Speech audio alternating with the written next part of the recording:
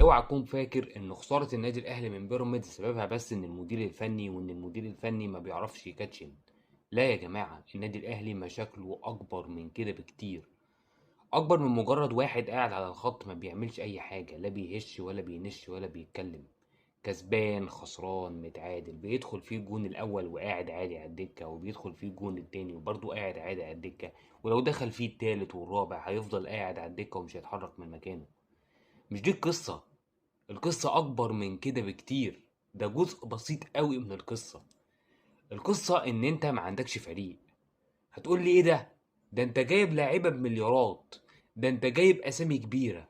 أسامي كبيرة، بس في الملعب مفيش حاجة يا معلم، مفيش حاجة، مفيش لعيب بيقدم حاجة، مفيش لعيب في النادي الأهلي في ربع مستواه، مش في مستواه، في ربع مستواه.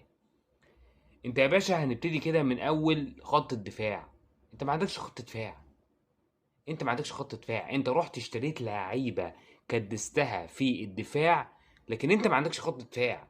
والله العظيم انت ما عندك خط دفاع. الثنائيه بتاعه بيكهام وبتاعه العش، هل دي ثنائيه تصلح للنادي الاهلي؟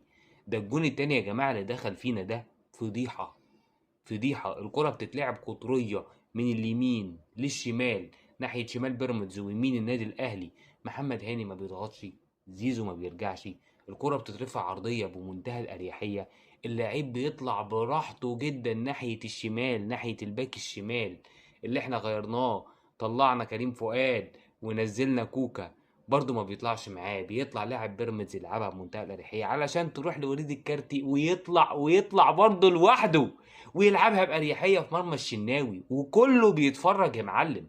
خط الدفاع بالكامل، الباك اليمين، الباك الشمال، قلبين الدفاع، حارس المرمى، كلهم بيتفرجوا يا معلم، كله بيتفرج على الكوره.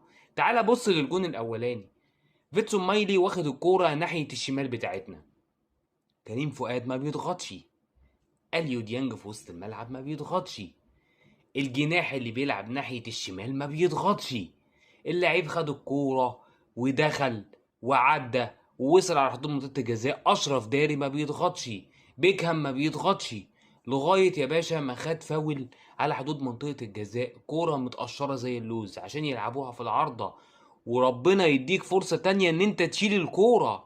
لكن انت تستحق الفرصه التانية دي؟ والله ما تستحقها، والله العظيم ما تستحق الفرصه التانية دي. الكوره العارضه صدت الكوره عشان تقول لك يلا شيلها، تسيبها بمنتهى الاريحيه، ومين اللي بيتابع؟ لاعب بيراميدز وليد الكارت، عشان تخبط في العارضه تاني والمره دي بقى تخش جون. عارف ليه دخلت جون؟ عشان انت